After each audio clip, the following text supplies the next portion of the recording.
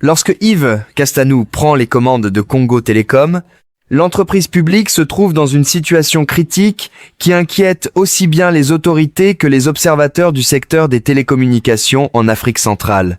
Le contexte est difficile. Le marché évolue rapidement, la concurrence privée se renforce et les infrastructures héritées d'années de gestion approximative peinent à répondre aux exigences d'un monde de plus en plus connecté.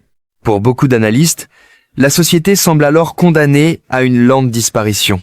Pourtant, contre toute attente, une transformation profonde va s'opérer, portée par une vision stratégique et une détermination peu commune. L'arrivée d'Yves Castanou marque le début d'une nouvelle étape pour l'entreprise. Ingénieur de formation et manager reconnu dans l'écosystème technologique africain, il possède une expérience solide acquise dans plusieurs projets liés aux infrastructures numériques et à l'innovation. Dès ses premiers mois à la tête de Congo Télécom, il engage un diagnostic complet de la situation de l'entreprise. Les rapports internes révèlent un réseau vieillissant, des finances fragiles et une organisation administrative qui ralentit les décisions. La priorité devient alors claire: moderniser les infrastructures, rétablir la confiance et repositionner l'entreprise sur un marché devenu extrêmement compétitif. Dans le secteur des télécommunications, la rapidité d'adaptation est devenue un facteur décisif.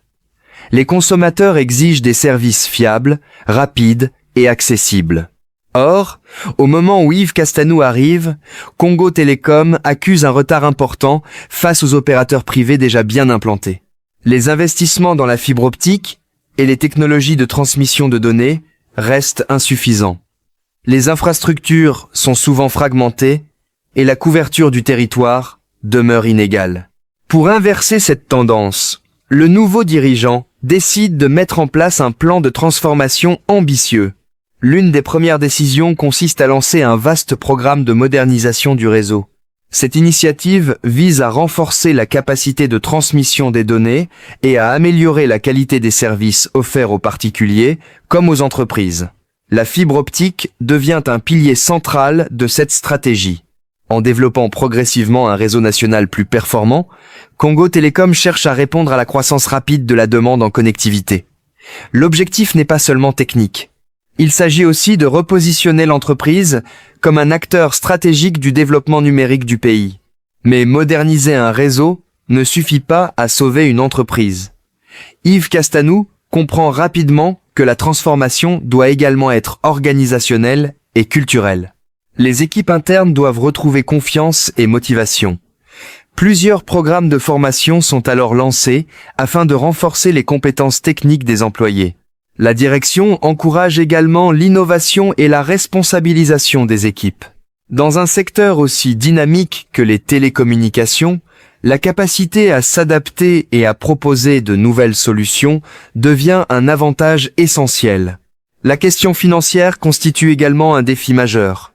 Lorsque Castanou prend ses fonctions, les ressources de l'entreprise sont limitées et les investissements nécessaires pour moderniser les infrastructures sont considérables. Pour surmonter cet obstacle, la direction explore différentes pistes de financement et développe des partenariats avec des acteurs nationaux et internationaux. Cette stratégie permet progressivement de mobiliser les ressources nécessaires pour soutenir la transformation du réseau et développer de nouveaux services.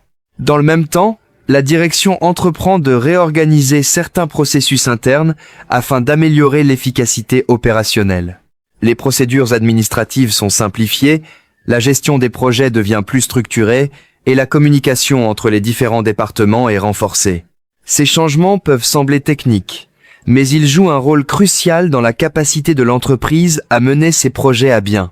Dans un environnement où la concurrence est forte, la rapidité d'exécution peut faire toute la différence. La stratégie de redressement de Congo Télécom repose également sur une vision plus large du rôle des télécommunications dans le développement économique.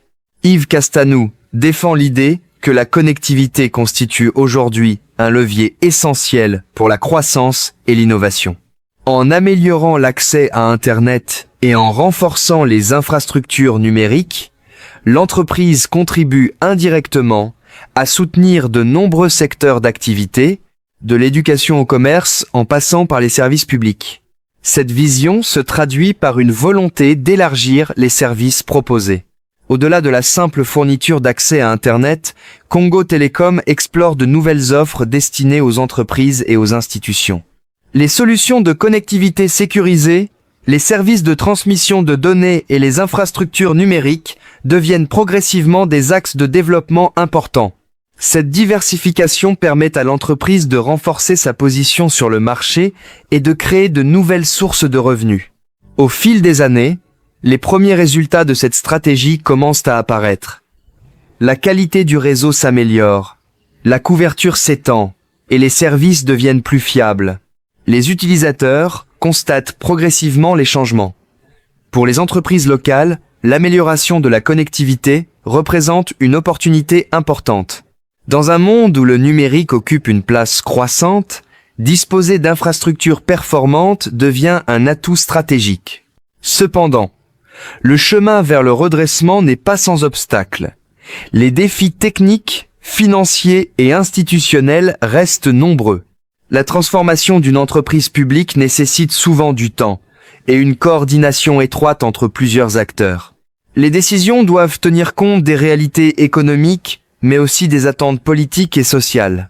Dans ce contexte complexe, la capacité de leadership joue un rôle déterminant. Yves Castanou adopte un style de management qui combine pragmatisme et vision à long terme. Il insiste sur la nécessité de fixer des objectifs clairs tout en restant flexible face aux évolutions du marché. Les équipes sont encouragées à proposer des solutions innovantes et à expérimenter de nouvelles approches. Cette culture de l'innovation contribue progressivement à changer l'image de l'entreprise, autrefois perçue comme rigide et peu dynamique. L'impact de ces transformations dépasse rapidement le cadre de l'entreprise elle-même. Dans plusieurs régions du pays, l'amélioration des infrastructures numériques facilite l'accès à l'information et aux services en ligne. Les écoles, les universités et les entreprises bénéficient d'une connectivité plus stable. Pour de nombreux citoyens, l'accès à Internet devient un outil essentiel pour l'éducation, l'entrepreneuriat et la communication.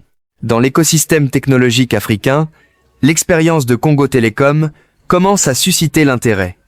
Le redressement d'une entreprise publique dans un secteur aussi compétitif n'est jamais simple. Pourtant, les résultats obtenus démontrent qu'une stratégie cohérente et un leadership déterminé peuvent transformer une organisation en difficulté. Pour beaucoup, cette trajectoire restera comme l'exemple d'un redressement spectaculaire. Elle montre qu'avec une vision claire, des investissements ciblés et une mobilisation collective, il est possible de transformer une organisation en difficulté en un acteur capable de contribuer pleinement au développement numérique d'un pays. L'histoire d'Yves Castanou s'inscrit ainsi dans celle d'un continent où la technologie et l'innovation deviennent progressivement des moteurs essentiels du progrès économique et social.